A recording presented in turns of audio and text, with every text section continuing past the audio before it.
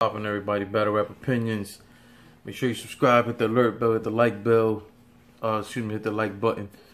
We recapping this Geechi Gotti and T-Top battle. Again, I ain't posted last night, the night of the event, because in the second round, to the very end of the second round, my T-Top second round, my stream app froze and stuff like that. I already explained it on another blog, so I watched this battle 2 times to understand that what I'm telling you is based off 2 watches.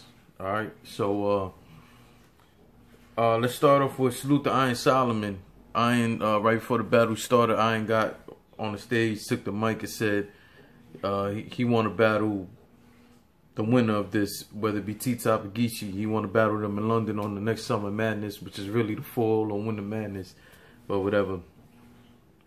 He wants to battle them on that stage, or the winner of that on the stage. Salute to Iron. Everybody knows it's no secret that's one of my favorites, and Geechi and T-Top are part of my favorites too. So to see them go to war against each other will be dope. Will make it even doper is that their styles are nothing alike in terms of T-Top and Geechi, or Geechi versus Iron Solomon. It's not even the same shit. So it'd be dope to just see what they come up for each other. And salute to Iron also for never, shying away from a challenge. You know what I'm saying? So let's get into this first round. I want to say it again before I start anything. Everybody isn't gonna agree with my opinion. This is the truth. I'm seeing a lot of people say 3-0 Geechi Gotti. I'm seeing some people saying 3-0 T-Top, and honestly speaking, I think these rounds are closer than what people really think, especially after getting the opportunity to watch it 2 times. Actually, I went back and watched a third time. So overall, it's just like these rounds are pretty close, man. It's hard for you to really come out and if someone came out and said they thought someone won 3 without a body, I don't know. Like, we could debate that, but at the end of the day, all this 3-0 and somebody got killed, I don't see what battle you was watching. But a lot of people watch it and they're just gonna roll with their favorite regardless, and that's fine. But don't argue with me about my opinion then.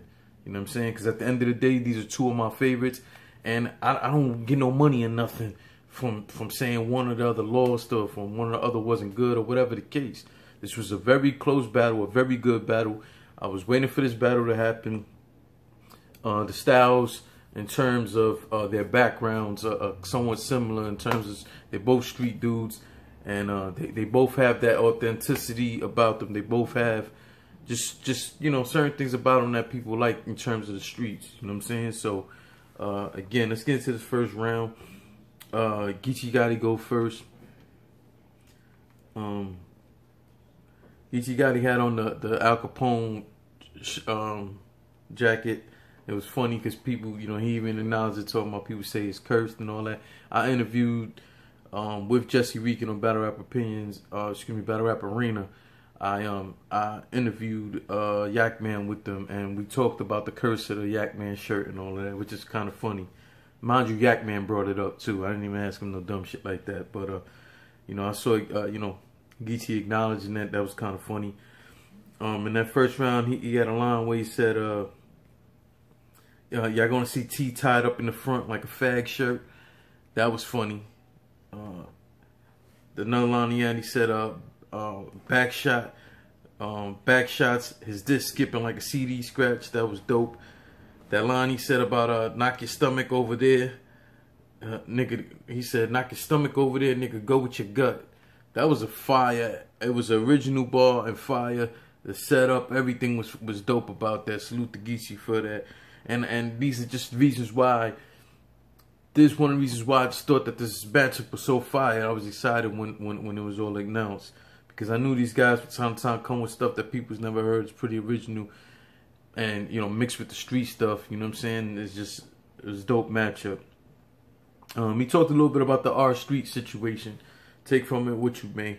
I thought it was a very good round from Geechi in the first round, but I have some stuff to talk about style wise after. But we'll get to that.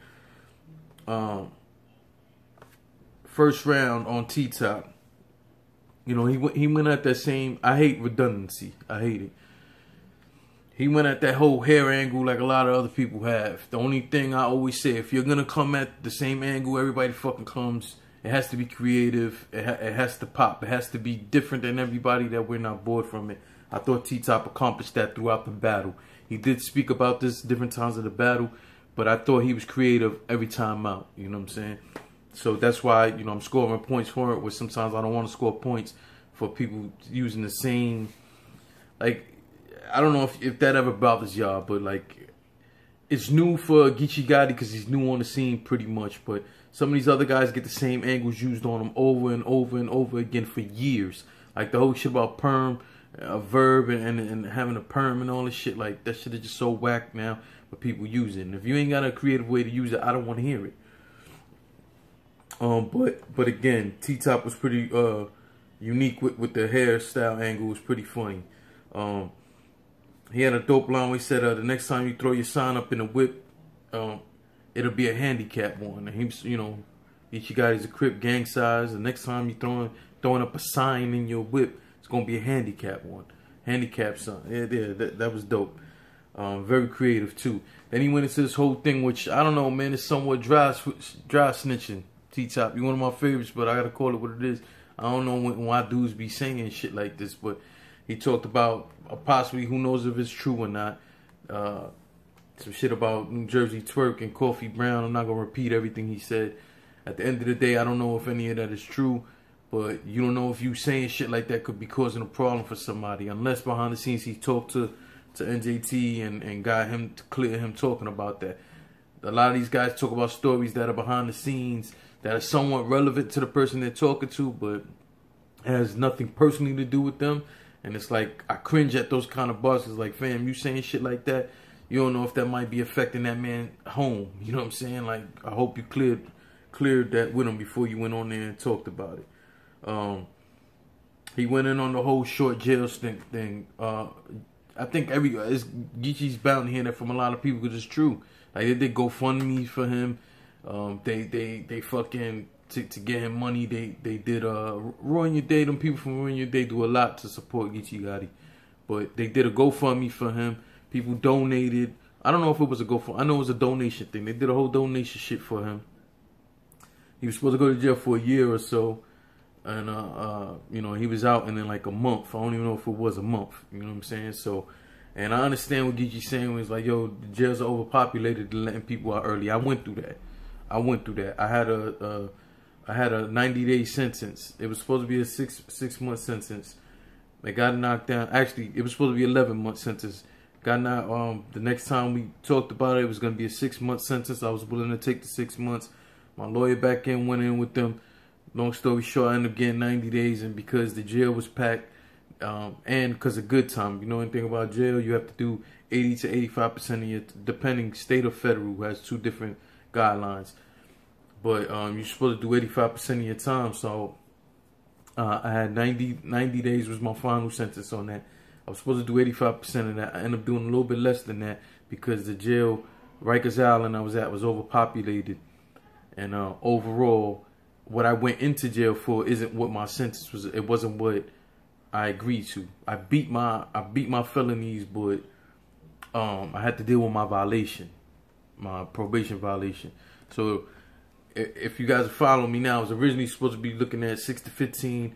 I beat that case, and then we had to deal with my violation.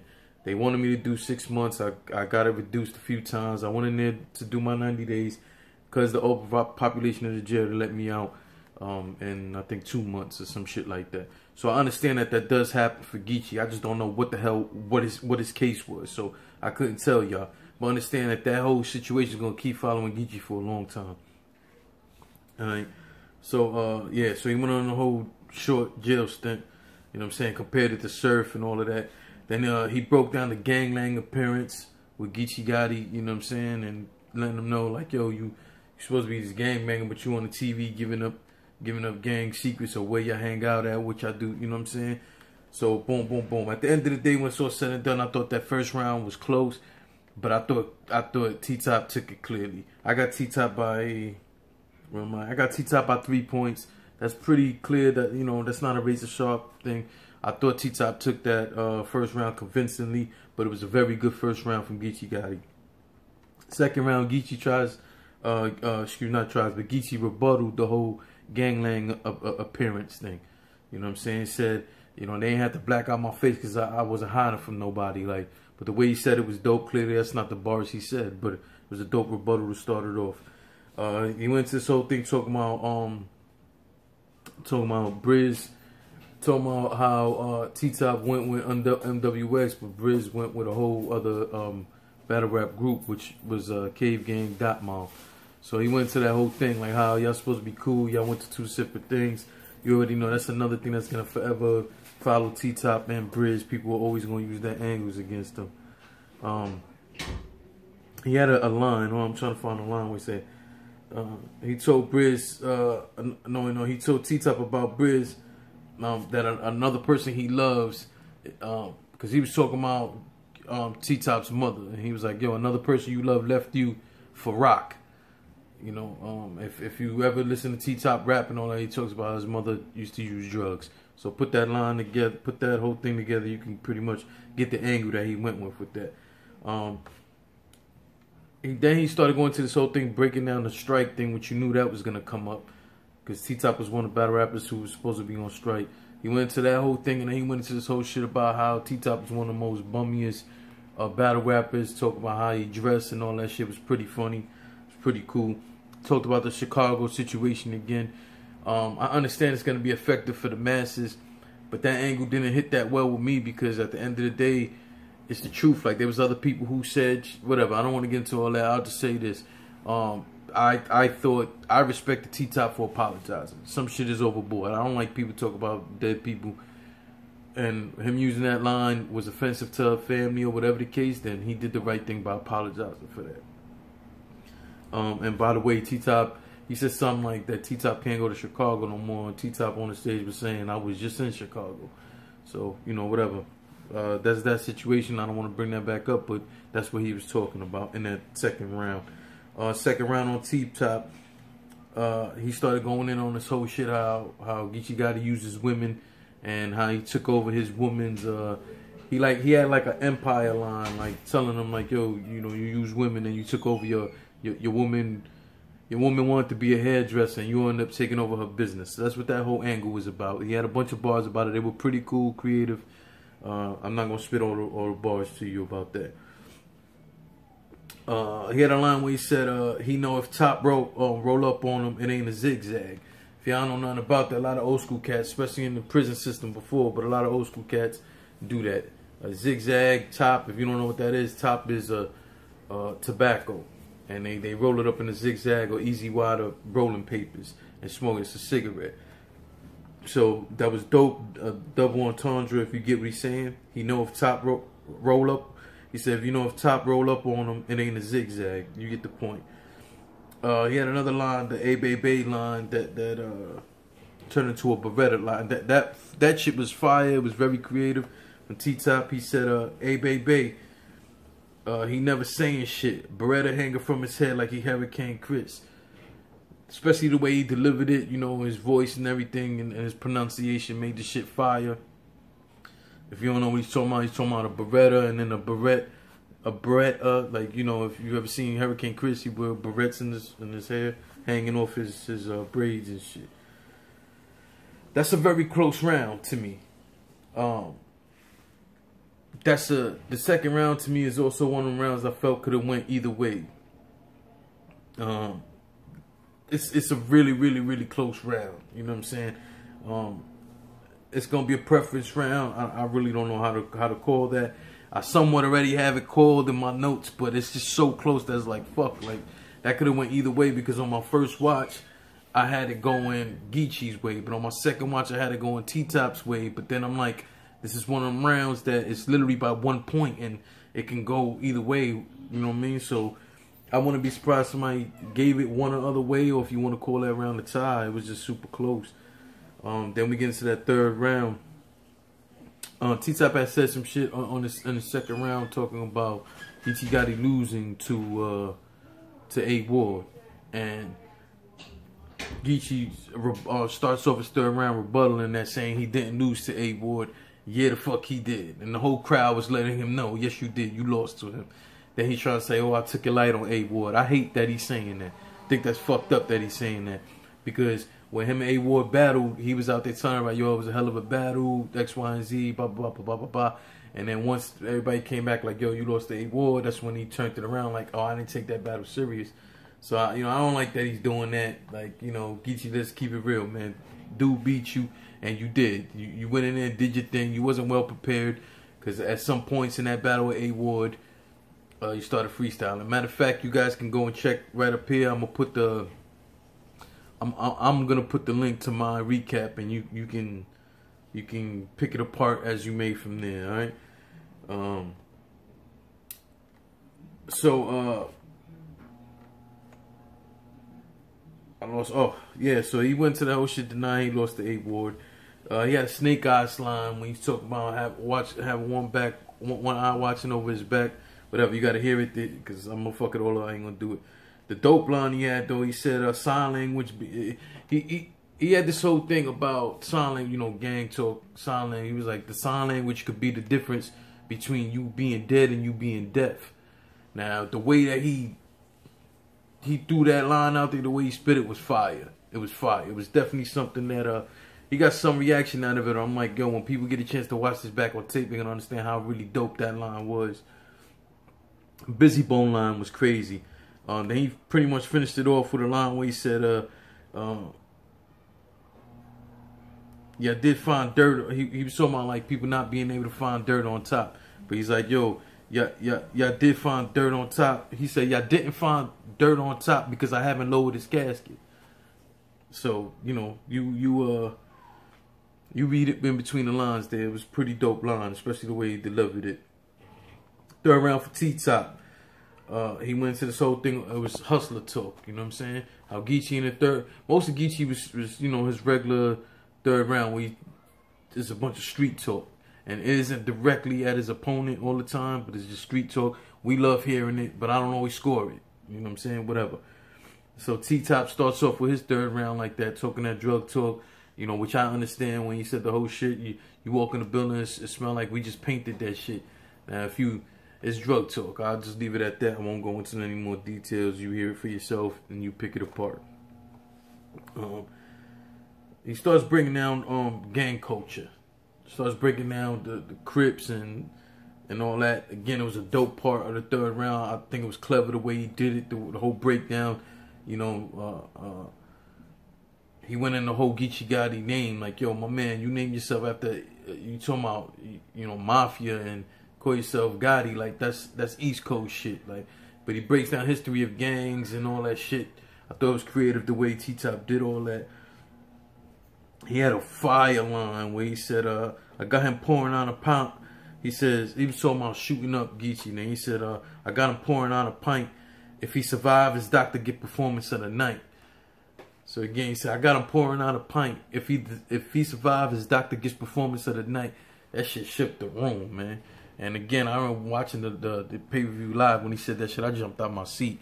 Like, shit, that was cold. That was crazy from T-Top. So, overall, like I said, I got T-Top taking the first. I thought it was pretty clear. I think the second round could go either way. Third round, I think once again it was clear that T-Top took the third round. That's my opinion. That's my opinion. A thing, and I was talking about Geechi Gotti's style. My only really knock with Geechi is sometimes, man, it takes him too long to get to a punch. And some of his lines are predictable. You know what I'm saying? You could predict what the punch is from a mile away a lot of times. And yeah, he's flying up the ranks. Definitely a talented guy, but I feel like these are the sort of things he needs to tighten up. You know what I'm saying? But you can do nothing but salute Geechi Gotti, salute T-Top. It was a fire battle. Again, these rounds were close. If you have it the other way, that's fine. I don't agree with people. Like, I saw people tweeting me and all that, talking about, oh, he got bodied, that Geechi body T-Top. And I was like, fam, I don't know what y'all was watching. And again, I watched that third round 3 times. So I'm just like, yo, wait a minute. Like, I don't know, like, what is it you guys are watching?